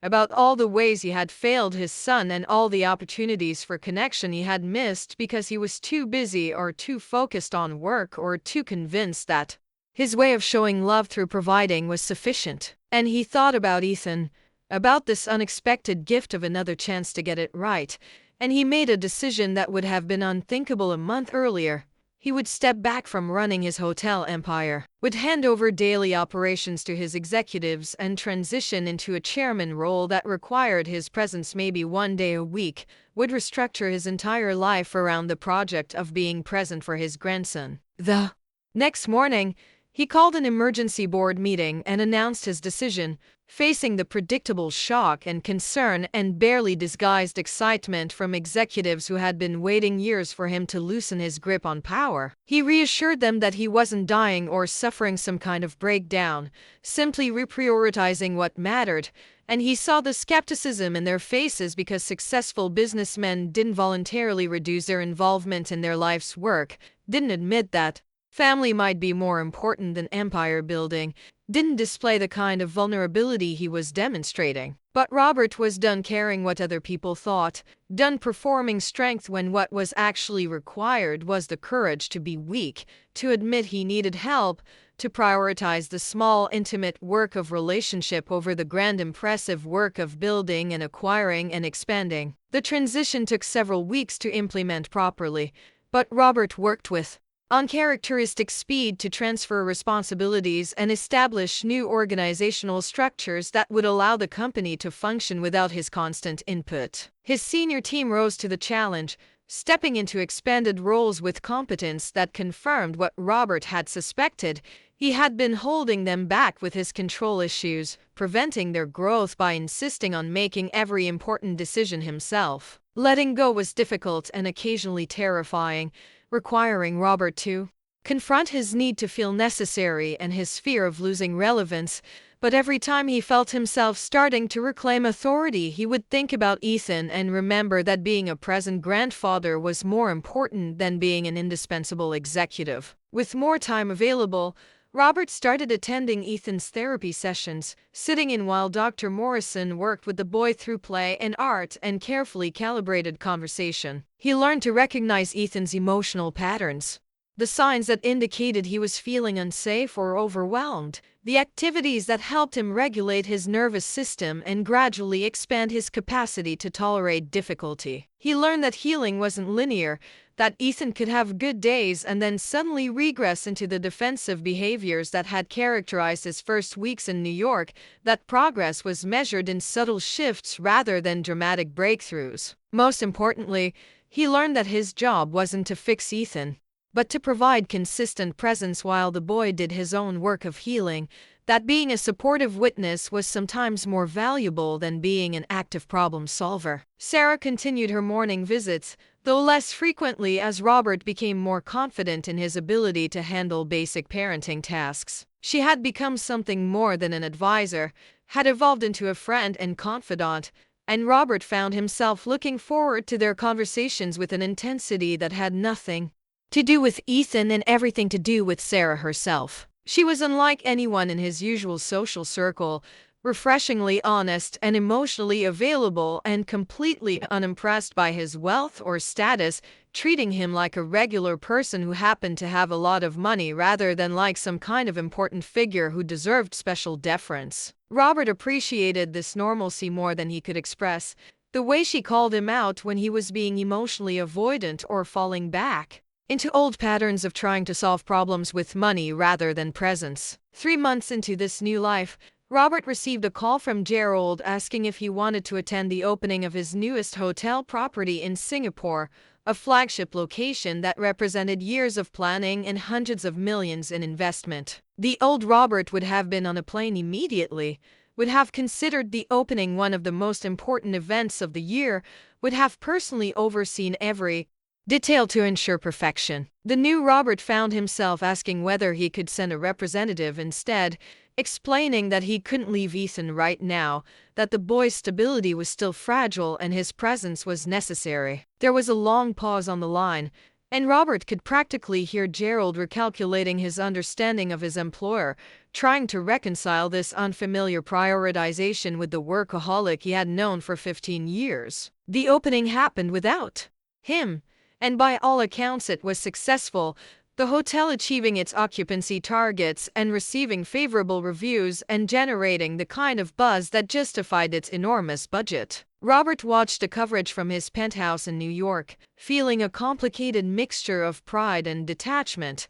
as if he was looking at something he had built but no longer particularly connected to. The accomplishment felt hollow compared to the much smaller victory of getting Ethan to laugh at one of his jokes that morning, or the way the boy now voluntarily held his hand when they walked to the park, or how he sometimes called him Grandpa instead of maintaining the careful distance of using his first name. Ethan's 8th birthday arrived in July, and Robert found himself planning a celebration with the kind of attention to detail he usually reserved for major business negotiations. He consulted with Dr. Morrison about how to handle birthdays for traumatized children, learning that they could be triggering because they highlighted absence and loss, but that they also represented opportunities to create new positive associations. He asked Ethan what kind of party he wanted, prepared for the boy to request something elaborate and expensive, but Ethan's answer was heartbreakingly simple. He wanted cake and to go to the zoo, and he wanted Sarah to come if she could. The modesty of these requests revealed how thoroughly Ethan's previous life had trained him to minimize his wants and needs, to never ask for too much because disappointment was inevitable and needing things made you vulnerable. Robert made it happen, taking them to the Bronx Zoo on a perfect summer day and letting Ethan set the pace, stopping to watch whatever animals captured his interest for however long he wanted, not rushing or optimizing or trying to see everything efficiently. Sarah joined them as requested, and Robert found himself acutely aware of how they must appear to strangers, this odd family unit of wealthy older man and middle-aged Asian woman and small boy, not fitting any conventional template but functioning together with growing ease. They had lunch at the Zoo's Cafe, nothing fancy but enjoyed with the kind of presence that made even ordinary food taste better, and then returned to the penthouse for cake that Robert had ordered from the hotel's pastry chef, chocolate with chocolate frosting because that was Ethan's favorite. When it came time to blow out the candles, Robert watched Ethan's face as the boy made his wish, saw the concentration and hope there, and found himself wishing he knew what Ethan was asking the universe for, whether it was something Robert could help provide or something forever out of reach. The moment passed and Ethan blew out all 8 candles in one breath and everyone applauded, and Robert felt a lump in his throat at the simple perfection of the moment, the way ordinary joy could feel revolutionary when you had spent decades avoiding genuine emotion. They ate cake and opened presents, including a large package from Sarah that turned out to be art supplies and a book about famous painters, and a smaller box from Robert that contained something he had agonized over for weeks, a photograph of Marcus at age 7, the same age Ethan was now, framed simply so Ethan could keep an image of his father if he wanted but could also put it away if it was too painful. Ethan studied the photograph for a long time, tracing his father's face with one finger, and Robert found himself holding his breath waiting to see how the boy would respond. Finally, Ethan looked up at Robert and asked in a small voice if Robert thought his dad would be proud of him. And Robert felt something break open in his chest because the question revealed both Ethan's need for approval and his awareness that his father was gone and couldn't provide it. Robert knelt down so he was at Ethan's eye level and told him something he wished someone had told Marcus, that his father had been sick with addiction but had loved him very much, that Marcus's problems had nothing to do with Ethan's worth, that any father would be proud to have Ethan as a son, and that Robert was proud of him, proud of how brave he was and how hard he was working to heal and how much he was trying to trust people even though people had hurt him so badly. Ethan processed this for a moment, then set the photograph carefully on the table and asked if he could hug Robert, and Robert said yes and gathered the boy into his arms, holding him tightly while Sarah watched with tears streaming down her face. They stayed like that for a long time, this fragile new family finding its shape through physical contact and shared emotion, and Robert understood that he was experiencing something Marcus had needed from him decades ago. This unconditional acceptance and physical affection that Robert had been too emotionally constipated to provide. The knowledge that he had learned this lesson too late to save his son was painful,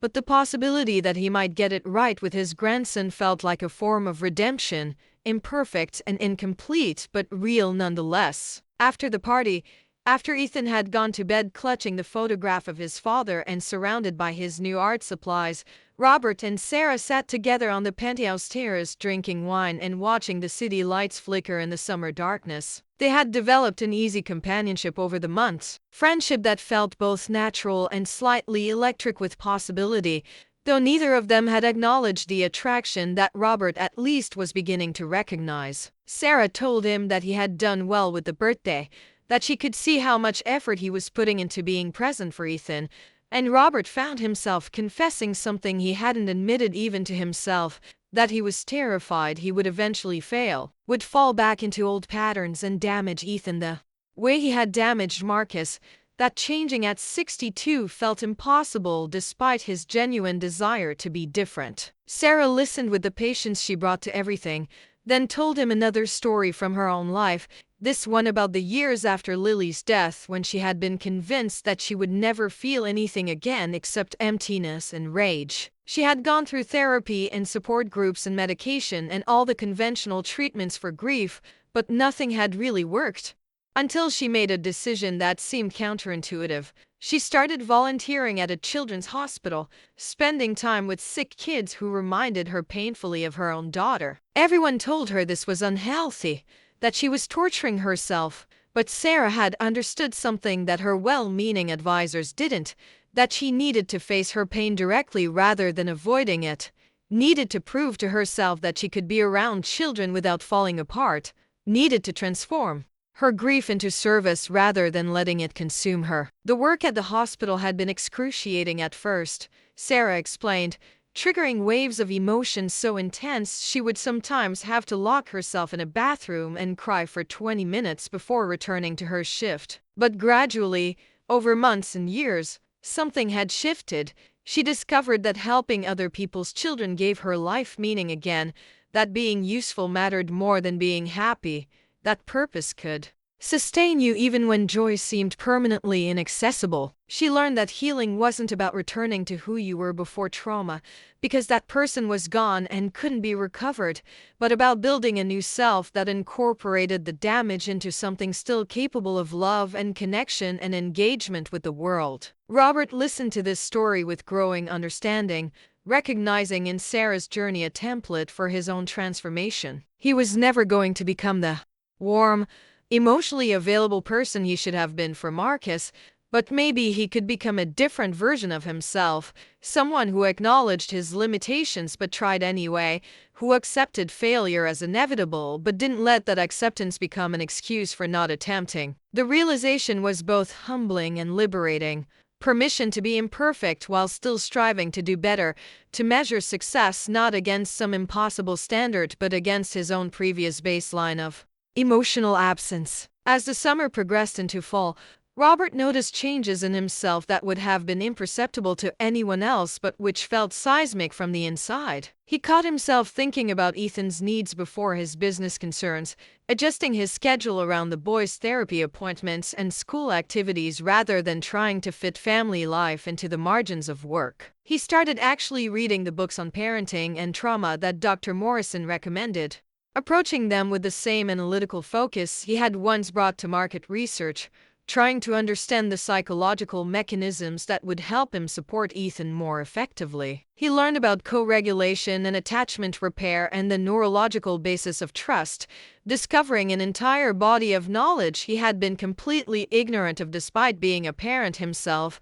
though calling himself a parent felt increasingly like an overstatement given how little actual parenting he had done for Marcus. Ethan started second grade at a private school that specialized in children with special needs, a small institution with low student-teacher ratios and staff trained in trauma-informed education. The transition was rocky initially, Ethan reverting to some of his earlier defensive behaviors when confronted with the demands of classroom learning and social interaction. Robert found himself getting calls from the school about incidents, Ethan hitting another child who had grabbed his pencil, Ethan refusing to participate in group activities, Ethan hiding under his desk when the class got too loud. Each call triggered Robert's anxiety about whether they were doing the right things, whether Ethan would ever be able to function normally, whether the damage was too deep to repair. But Dr. Morrison reminded him repeatedly that these setbacks were part of the healing process, that Ethan was testing boundaries and expressing emotions he had suppressed for years,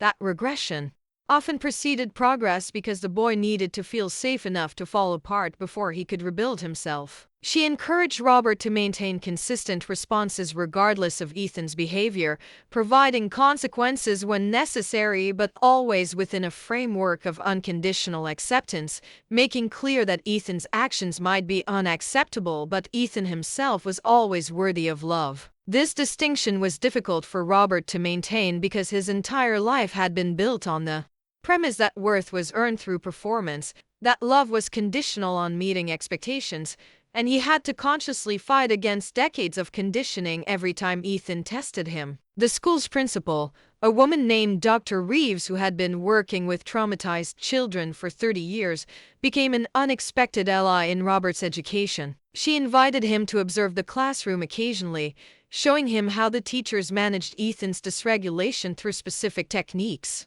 that Robert could replicate at home. He learned about sensory tools and safe spaces and the importance of predictable routines in helping anxious children feel secure. He discovered that what looked like defiance was often fear, that what seemed like manipulation was usually a survival strategy developed in circumstances where adults were unreliable, that punishment was far less effective than patient redirection and teaching alternative behaviors. Dr. Reeves also gently confronted Robert about his tendency to want quick results, his businessman's impatience with the slow, messy timeline of psychological healing. She told him something that stayed with him, that wanting Ethan to be fixed quickly was ultimately about Robert's discomfort with the process rather than Ethan's needs, that true healing couldn't be rushed or optimized or made more efficient through better resource allocation. The observation stung because it was accurate, forcing Robert to acknowledge that even his apparently generous dedication to Ethan's welfare was contaminated by self-interest,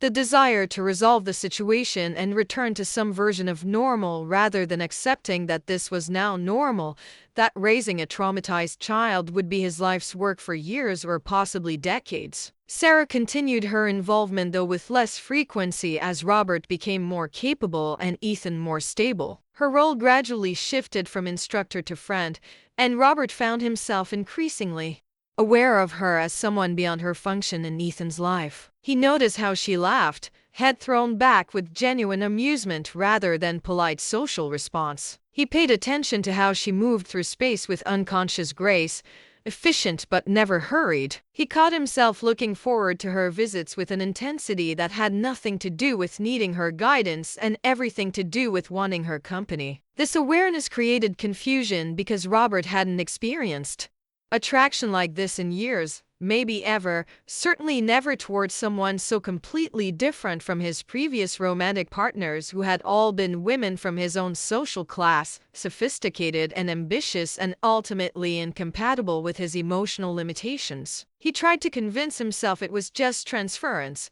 gratitude misinterpreted as attraction, but lying to himself became increasingly difficult as his feelings intensified beyond anything that could be explained by simple appreciation. He wanted to know everything about Sarah, her thoughts and history and dreams, wanted to make her laugh and earn her respect, and eventually, if he was being honest, wanted to kiss her and more than kiss her. Wanted the kind of intimate connection he had always kept carefully managed and controlled in his previous relationships. But the power imbalance was obvious and problematic. The fact that she worked for him creating ethical complications that prevented him from simply expressing his interest like he might have with someone he met in a more neutral context. Gerald noticed a change in Robert's behavior, the way he became more animated when Sarah was around, the extra effort he put into his appearance on days she was scheduled to visit. Gerald mentioned it once carefully, suggesting that perhaps Robert was developing feelings that might complicate the current arrangement, and Robert deflected but knew Gerald was right, knew that he was walking toward emotional territory that could explode in his face if he wasn't careful. The wise thing would be to maintain professional distance, to appreciate Sarah's friendship and contributions to Ethan's healing without introducing romantic complications that could jeopardize the fragile stability they had achieved. But wisdom and desire rarely cooperate, and Robert found himself fantasizing about scenarios where he could express his feelings without being inappropriate, where Sarah might reveal that she felt something similar, where the connection he sensed between them might develop into something more than friendship. Thanksgiving arrived, and Robert suggested they have dinner together, just the three of them, rather than Robert's usual practice of spending holidays at expensive restaurants where other people prepared and served the meal. Sarah agreed, and they planned a menu together, deciding to cook everything from scratch even though Robert's culinary skills remained rudimentary at best. The day itself was chaotic in the best way. The three of them crowded in the kitchen making turkey and stuffing and mashed potatoes and pie, burning some things and undercooking others, but laughing at their mistakes rather than treating them as failures. Ethan was in charge of setting the table, a task he took very seriously, arranging silverware and napkins with meticulous precision, and Robert felt his heart expand watching his grandson take pride in contributing something valuable. The meal itself was imperfect but delicious in the way that food you've prepared with people you care about always tastes better than technically superior restaurant meals. They ate together at the dining table that Robert had previously used maybe twice in 10 years, and Robert found himself looking around at these two people who had become his family and feeling a gratitude so intense it was almost painful. He proposed a toast, struggling to find words adequate to express what he was feeling, finally settling for something simple, thanking them for teaching him what actually mattered, for showing him that wealth without connection was poverty, that achievement without love was failure, that he had spent his entire adult life pursuing the wrong things and was grateful to have finally figured it out before it was completely too late. Sarah raised her glass to him and smiled, and Robert saw something in her eyes that made his breath catch, some warmth that seemed to suggest she understood what he wasn't saying, that his gratitude included but extended beyond her help with Ethan. Ethan, oblivious to the adult undercurrents, proposed his own toast, that nobody would leave, that they would stay together because being alone was scary and being together was better. The simplicity and honesty of this declaration silenced both adults, and Robert felt tears threatening again because he understood that Ethan was asking for something that might not be possible to guarantee, that Sarah had her own life and couldn't be expected to remain permanently involved in theirs, that the current arrangement was temporary even if Robert desperately wanted it to be permanent. After dinner, after Ethan had gone to bed full of turkey and pie, Robert and Sarah cleaned the kitchen together in comfortable silence, and Robert found himself asking the question he had been holding back for months. Was she happy? Did her life feel meaningful? Had helping with Ethan provided something valuable to her, or was it just a burden she had taken on out of compassion? Sarah paused in her dishwashing and looked at him with an expression he couldn't quite read, and she told him that working with Ethan had been healing for her, that being able to help another traumatized child had given her a way to honor Lily's memory, that feeling useful had reminded her that her life still had purpose even though her daughter was gone. But then Sarah said something that shifted the conversation into new territory, that helping Ethan was only part of why she continued coming around,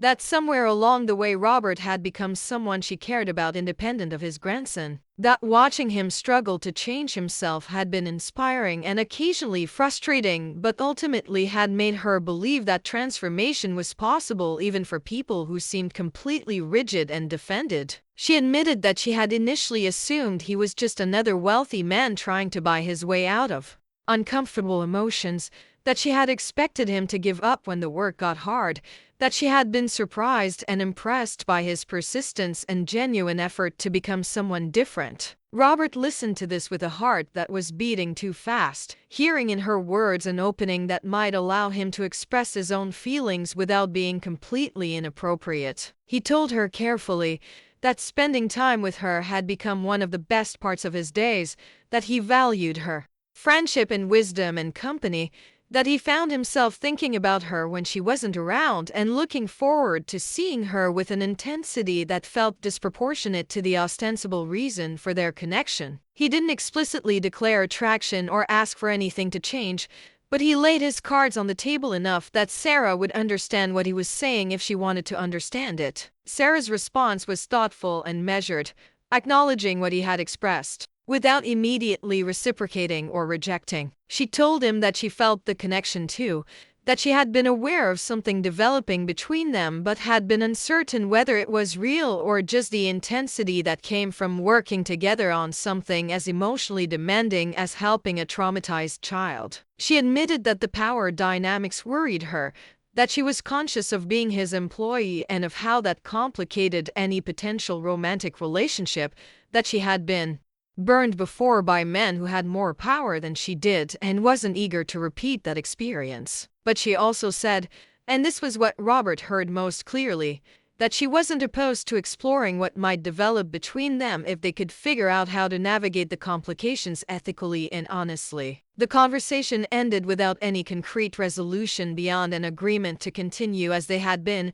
to let things develop naturally rather than forcing anything, to prioritize Ethan's needs while also acknowledging that their own needs mattered too. Robert went to bed that night feeling both anxious and hopeful, aware that he had ventured into emotional territory that was completely foreign to him. Authentic vulnerability with someone who might reject him not because he lacked wealth or status, but because he lacked the emotional skills necessary for genuine intimacy. The fear of rejection was surprisingly intense given how much rejection he had experienced in business, without it significantly impacting him, and he realized that risking real connection meant accepting real vulnerability, that you couldn't have one without the other. Please subscribe to this channel because the story is entering its final act and you need to see how this all resolves, whether Robert and Sarah can build something real together or whether his emotional limitations will destroy this possibility like they've destroyed everything else. Whether Ethan can heal enough to trust the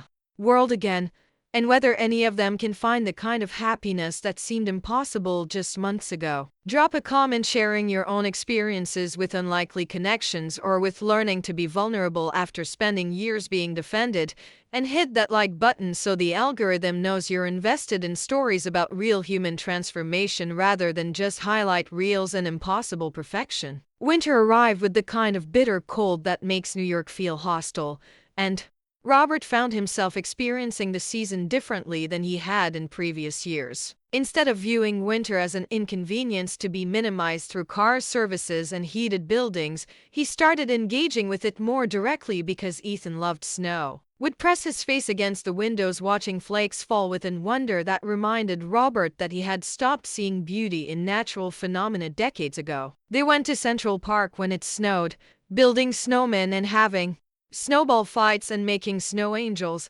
and Robert realized he was creating memories with his grandson that he had never created with Marcus because he had always been too busy or too concerned about dignified appearance to roll around in the snow like a child. Ethan's progress at school was gradual but real, the frequency of behavioral incidents declining as he developed better skills for managing his emotions and asking for help when he needed it. His teacher reported that he was beginning to make friends, tentative connections with other children who understood from their own experience that sometimes people needed extra patience and space. Robert attended parent-teacher conferences and listened to discussions about his grandson's needs with complete focus, taking notes and asking questions and implementing suggested strategies at home, treating Ethan's education with the kind of serious attention he had previously reserved only for business matters. The other parents at the school noticed, began greeting him with familiarity, and Robert found himself part of a community of people dealing with childhood trauma, wealthy and poor and middle-class families united by the common experience of loving children who had been damaged by circumstances beyond anyone's control. One of these parents, a woman named Michelle whose daughter had survived a house fire that killed both her brothers, told Robert something that reframed his entire understanding of his situation. She said that people often pitied parents of traumatized children, assumed their lives must be harder and sadder than regular parenting, but that her experience had been the opposite. That being forced to slow down and be present with her daughter's healing process had taught her things about love and resilience that she never would have learned from raising neurotypical children. That she was grateful for the depth and meaning her daughter's trauma had brought to her life even while she wished the trauma itself had never happened. This paradox resonated deeply with Robert. The recognition that Ethan's difficulties were simultaneously terrible and transformative, that the worst thing that had happened to the boy had become the catalyst for the best thing that had happened to Robert. Christmas approached and Robert asked Ethan what he wanted, prepared this time for modest requests that revealed the boy's conditioned expectation of disappointment. Ethan said he wanted it to snow on Christmas and he wanted Sarah to spend the day with them. And once again, the simplicity of these wishes highlighted how thoroughly Ethan had learned to want only things that cost nothing and might still be impossible to achieve. Robert couldn't control the weather, but he could invite Sarah, and he did so with some trepidation because he knew holidays with her own family or friends and wasn't sure she would want to spend Christmas with her employer and his grandson. But Sarah accepted immediately, explaining that She usually spent holidays alone because her family was in China and she had few close friends in New York, that she would welcome the company and would love to see Ethan on Christmas morning. Robert went overboard on presents for Ethan, filling the space under the tree with carefully selected gifts that reflected the boy's actual interests rather than Robert's assumptions about what children should want. Art supplies and books and science kits and puzzles, nothing flashy or expensive looking, but everything chosen with thought about what would genuinely engage Ethan's curious mind. For Sarah, he struggled, uncertain what was appropriate to give someone who occupied this ambiguous space between employee and friend and possible romantic interest. He finally settled on a first edition of a book she had mentioned loving, a gift that was thoughtful without being inappropriately intimate, expensive enough to show he cared but not so lavish as to create obligation. Christmas morning arrived. And it did snow, fat wet flakes that transformed the city into something magical, and Ethan's delight at this meteorological gift was so pure that Robert found himself believing temporarily in benevolent forces that arranged a universe for children's happiness. Sarah arrived early with homemade cinnamon rolls and gifts wrapped in simple paper,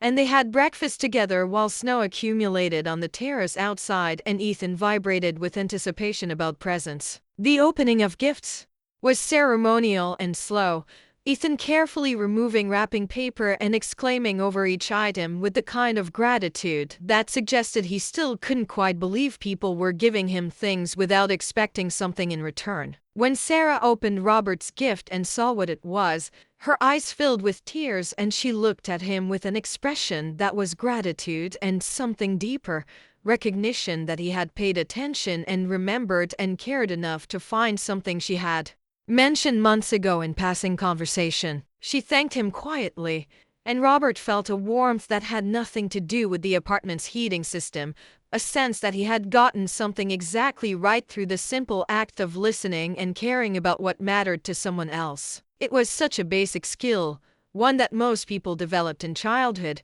but for Robert it represented hard-won growth, evidence that he was actually changing rather than just performing transformation. They spent the day together in comfortable domesticity, cooking a holiday meal and watching Christmas movies and playing board games that Ethan won with suspicious frequency until Robert realized Sarah was letting the boy win and decided he should probably do the same. In the late afternoon, while Ethan was absorbed in building something elaborate with his new construction set, Robert and Sarah found themselves alone on the terrace, bundled in coats and watching the snow continue its gentle fall over the city. Robert felt the moment's possibility, the opening for something to shift between them, and he found himself taking Sarah's hand, a gesture that was simultaneously presumptuous and tentative, giving her every opportunity to pull away if she didn't want this contact. Sarah didn't pull away. Instead, she squeezed his hand and moved closer, and they stood together in the cold watching the snow, and Robert felt a happiness that was complicated by fear because he knew from experience that the best moments were usually preludes to loss, that allowing himself to want something meant accepting the possibility that it could be taken away. But Sarah seemed to sense his anxiety and told him quietly that they didn't have to figure everything out right now, that they could just be here in this moment and let the future take care of itself. So Robert tried to do something completely foreign to his nature. He surrendered his need to control and predict and manage risk, and simply existed in present experience without trying to turn it into something else. That evening, after Sarah had gone home and Ethan was asleep, Robert found himself reflecting on the day and realizing it had been the best Christmas he could remember, better than any of the elaborate celebrations he had hosted or attended in previous years. Better despite or perhaps because of its simplicity and intimacy. He understood that he was falling in love with Sarah, or maybe had already fallen and was just now acknowledging it, and that this love was different from anything he had experienced before because it wasn't based on physical attraction or social compatibility or strategic advantage but on genuine admiration for who she was and gratitude for what she had taught him about being human. It was terrifying and exhilarating, this free fall into feeling, and Robert had no idea if Sarah felt similarly or if he was projecting his own desires onto her kindness and friendship. The answer came a week Later, on New Year's Eve, when Robert had invited Sarah to spend the evening with them rather than each being alone while the city celebrated around them, Ethan stayed up until 9 before exhaustion overtook excitement, and Robert carried him to bed while Sarah cleaned up the remains of their party, just the two of them now with hours before midnight. They ended up on the couch with wine, talking in the easy way they had developed, and the conversation gradually became more personal. Sarah sharing details about her marriage and its dissolution, about the violence she had endured and the difficulty of leaving and the shame she had carried for years about not leaving sooner, about the counseling and support groups that had eventually helped her understand that victims weren't responsible for their abusers' choices. Robert listened to this history with growing horror and admiration, horrified that Sarah had survived such treatment but admiring of the strength it had required to not just survive but to remain capable of trust and openness and love. He found himself telling her about his own history, the emotional abuse his father had inflicted through impossible standards and constant criticism, the way Robert had internalized those messages and built an entire life around proving his worth through achievement. The recognition that he had then inflicted similar damage on Marcus through different methods, but the same underlying belief that love was conditional on performance. Sharing this history felt like skinning himself,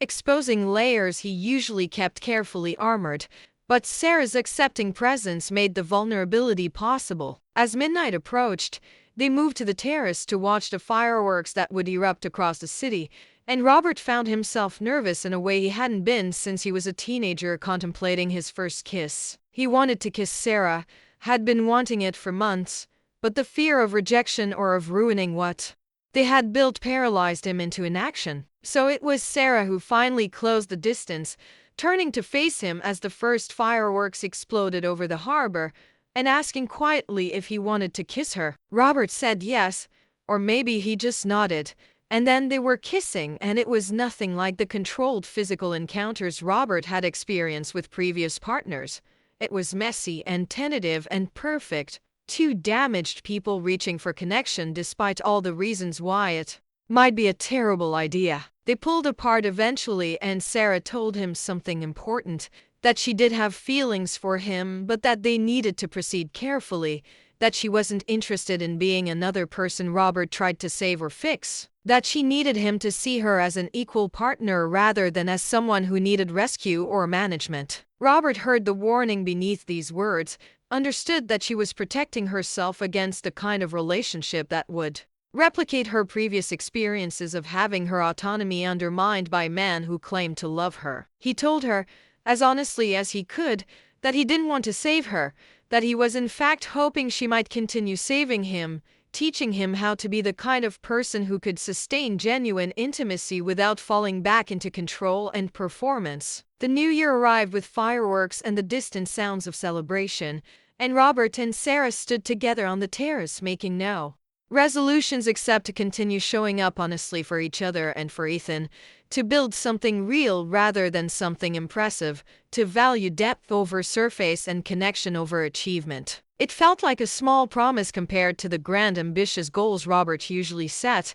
but it also felt more important than anything he had ever committed to, this simple decision to prioritize relationship over everything else. The following months brought challenges that tested this commitment. Repeatedly, Robert's business faced a crisis when one of his properties failed a health inspection, generating negative publicity that threatened his brand's reputation. The old Robert would have personally overseen the response, spending 18-hour days managing public relations and operations until the situation was resolved. The new Robert delegated the crisis management to his team and spent his evenings having dinner with Ethan and occasional dates with Sarah, and the crisis was resolved. Slightly less quickly but ultimately just as effectively, confirming what Robert was slowly learning, that his presence wasn't as essential as he had believed, that other people were perfectly capable of handling problems without his constant supervision. Sarah moved into the penthouse gradually,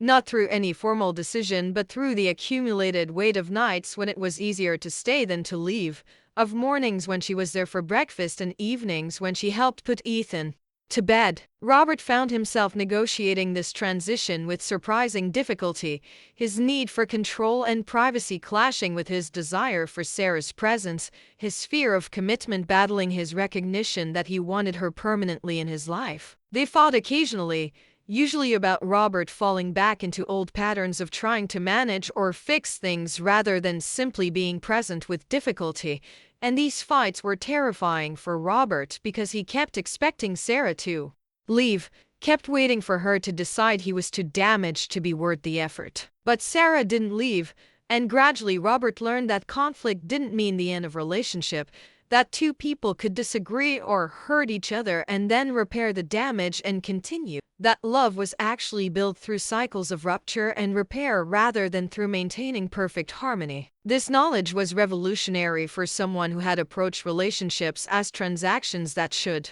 function smoothly or be terminated, who had never learned that the real work of intimacy happened in the difficult moments rather than the easy ones. Dr. Morrison, who had started seeing Robert individually in addition to working with Ethan, helped him understand that his fear of abandonment made sense given his history but didn't need to control his behavior, that he could feel fear without acting on it, could risk vulnerability without certainty of outcome. Ethan's trauma responses gradually decreased in frequency and intensity, though they never disappeared entirely because trauma rewires the brain in ways that can't be completely undone, only managed and accommodated. He had good weeks and bad weeks, periods of stable progress interrupted by regressions when something triggered old fears or reminded him of losses that would never stop hurting. But through it all, Robert showed up consistently, maintaining presence even when presence was difficult, providing the kind of steady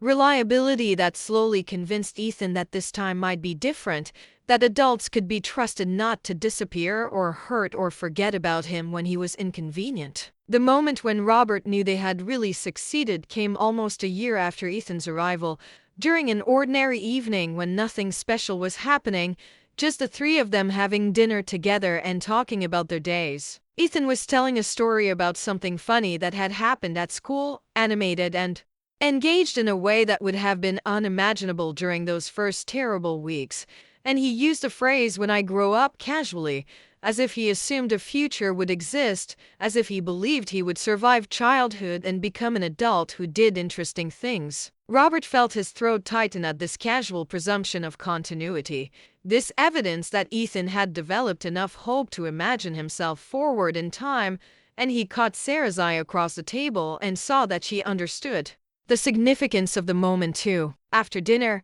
after Ethan had gone to start his bath, Sarah came up behind Robert where he stood at the kitchen sink and wrapped her arms around him, and she told him that he had done it, that he had kept his grandson safe and helped him heal, that whatever failures Robert had inflicted on Marcus didn't erase the success he had achieved with Ethan. Robert started to deflect, to minimize his role and credit Sarah and Dr. Morrison and the school, but Sarah stopped him gently and made him accept the praise, made him acknowledge that he had fundamentally transformed himself from the person he had been a year ago, that change was possible and he was living proof. Robert let himself believe her, let himself feel proud of what he had accomplished not in business but in the far more important work of learning to love someone without conditions or expectations of return. They married quietly the following spring, just a small ceremony with Ethan and Gerald and Dr. Morrison as witnesses, nothing like the elaborate affairs Robert's previous weddings had been. Sarah wore a simple dress and Robert wore a suit that wasn't even particularly expensive,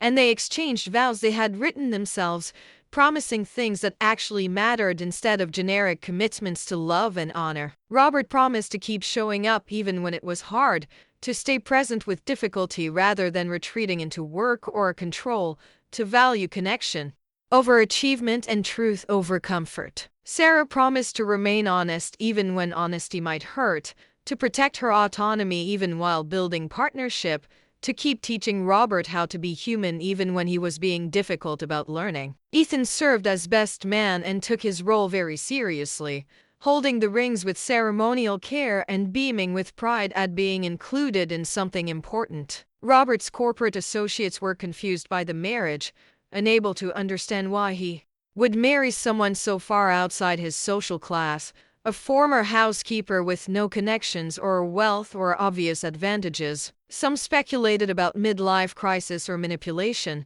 assuming Sarah must be after his money or that Robert was being controlled by younger beauty. Robert found he didn't care about these speculations, had finally learned to stop performing for an audience that didn't matter, had discovered that the people whose opinions actually counted thought the marriage was the best decision he had ever made. Gerald told him, with unusual emotion, that he had never seen Robert actually happy before, that whatever else could be said about the relationship, it was clearly real and transformative in ways that Robert's previous marriages had never been. The story could end here, with marriage and healing and the kind of resolution that suggests everything is fixed and will stay fixed forever. But real life doesn't work that way, and the final chapter actually came too. Years later, when Ethan was 10 and Sarah had been Robert's wife long enough that the novelty had worn off and they were settled into the ordinary difficulty of sustaining relationship over time. They were at the hotel,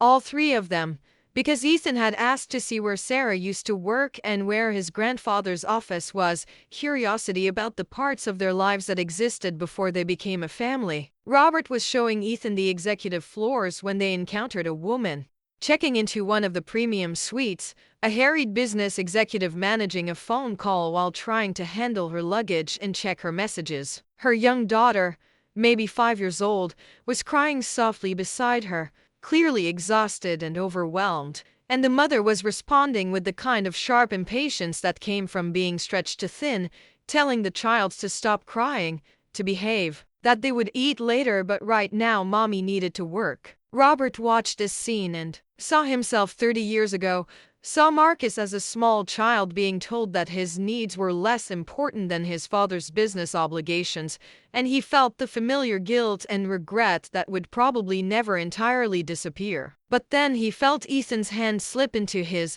and he looked down at his grandson who was looking up at him with an expression of pure trust and affection, and Robert understood that while he couldn't change his failures with Marcus, he had created something different. With Ethan, had broken the cycle of emotional absence that had damaged his own childhood and his son's childhood. The past couldn't be rewritten, but the future was still being written, and every day he chose presence over performance was a day he honored Marcus's memory by being for Ethan what he had never managed to be for his son. Sarah joined them, having finished some conversation with her former colleagues, and she took Robert's other hand, and the three of them stood together in the elegant lobby that Robert had built, this unlikely family that had been forged from trauma and loss and the possibility of transformation. Robert had learned what Sarah had tried to teach him from the beginning, that the secret to healing wasn't money or expertise or perfect technique. It was simply presence. The willingness to show up consistently for the people you love and stay present with their pain without trying to fix it too quickly or make it less uncomfortable for yourself. He had learned that strength was actually vulnerability, that admitting failure was braver than maintaining the fiction of competence, that the courage to keep trying after repeated failures was worth more than any achievement that came easily. He had learned that love was a practice rather than a feeling, that you built it through thousands of small choices to prioritize connection over convenience, to risk honesty over comfort, to value the messy reality of intimate relationship over the pristine surface of maintained image. Most importantly, he had learned that it was never too late to change, that people could transform even after decades of reinforced patterns, that redemption was possible though never complete, that you carried your failures forward but didn't have to be defined by them. Marcus was gone and that loss would hurt until Robert died, but Ethan was here and growing and gradually learning to trust the world again, and that was something, that was enough, that was everything that mattered. As they left the hotel together and emerged into the spring sunshine, Ethan between his grandparents holding both their hands, Robert felt something he had been chasing his entire life without knowing what it was. He felt content, not happy in the manic sense of constant joy, but deeply satisfied with his life and his choices and his commitment to continuing this difficult, beautiful work of being present for the people who needed him. If you made it this far, thank you. for staying with this story about imperfect people learning to love each other despite and because of their damage. Please share this video with someone who needs to know that change is possible, that it's never too late to become who you should have been, that the courage to be vulnerable is the only real courage that matters. Leave a comment about your own journey toward presence and connection, and remember that every day you show up honestly for the people you love is a day you're changing the world in the only way that actually counts. The subscribe button is right there, and I'll see you in the next story about ordinary people doing the extraordinary work of being human in a world that rewards performance over authenticity. Thank you.